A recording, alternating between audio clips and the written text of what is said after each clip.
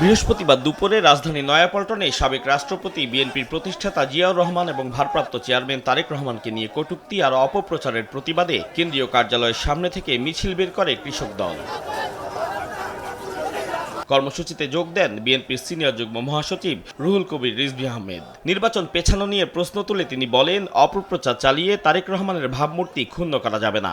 এই আন্দোলনকে ঐক্যবদ্ধ, সুসংগঠিত এবং ছাত্র জনতার আন্দোলনের কাফেলায় সেখানে যোগ দিয়ে তার শক্তি এবং তার পরিসর বাড়ানোর জন্য নির্দেশ কে দিয়েছিলেন? 10,000 মাইল দূর থেকে বিএনপি ভারত চেয়ারম্যান তারেক রহমান। বৃহস্পতিবার দুপুরে জাতীয় প্রেস ক্লাবের সামনে তারেক রহমানকে নিয়ে কটূক্তির প্রতিবাদে জাসাসের সভায় যোগ দেন বিএনপি চেয়ারপারসনের উপদেষ্টা জয়নুল আবদিন ফারুক। গোপালগঞ্জে এনসিপির উপর হামলা, নির্বাচন বানচালের ষড়যন্ত্রের অংশ উল্লেখ করে তিনি বলেন, গণতন্ত্রকে ফের ভুলুণ্ঠিত করার চক্রান্ত চলমান। প্রাণ সসের মাখামাখি টেস্ট নুডলসকে করে তোলে আরো ইয়ামি, আরো জোস। প্রাণ সস, সসের বস।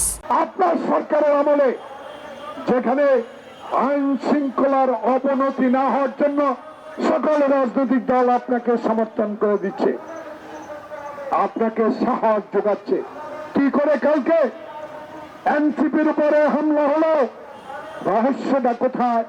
জনগণ তাই বলা শুরু করেছে, লন্ডনের বৈঠক পর এই দেশে যত একটি নির্বাচিত সরকার না হতে পারে তারই ইঙ্গিত বহন করে। আজকে নতুন করে ষড়যন্ত্র শুরু করেছে। এই ষড়যন্ত্রের পিছনে গতকালকের গোপালগঞ্জের ঘটনা কিছুটা ইঙ্গিত বহন করে।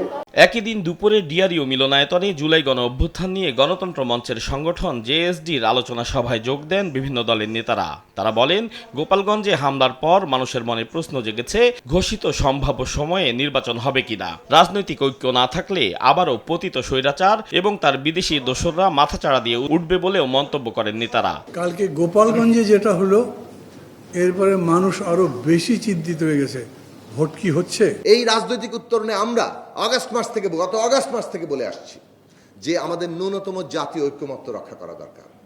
কেননা আমাদের গণতান্ত্রিক ব্যবস্থায় প্রতিযোগিতা থাকবে, কিন্তু প্রতিযোগিতা যদি আমাদের এই মুহূর্তে ন্যূনতম জাতীয় ঐক্যকে ভেঙে ফেলে, তাহলে এর সুযোগ দিবে পতিত ফ্যাসিস্টরা, তাদের বিদেশি দোসররা।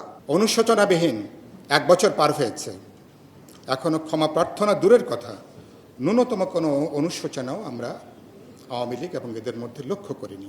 আলোচনা সভায় বিএনপির স্থায়ী কমিটির সদস্য আমির খসরু মাহমুদ চৌধুরী বলেন, গোপালগঞ্জের ঘটনা প্রমাণ করে আওয়ামী লীগ এখনো পেশি শক্তির রাজনীতিতেই বিশ্বাস করে। আগামী দিনে তাদের জন্য কোনো জায়গা দেওয়া, তাদের ফিরে আসার জন্য কোনো ধরনের সুযোগ সুবিধা সৃষ্টি করে দেওয়া আমাদের সকলের দায়িত্ব। ঐক্যবদ্ধভাবে এই জায়গাটা আমরা ঐক্যবদ্ধ থাকতে হবে। আতাউর কাউসার, সময় সংবাদ, ঢাকা।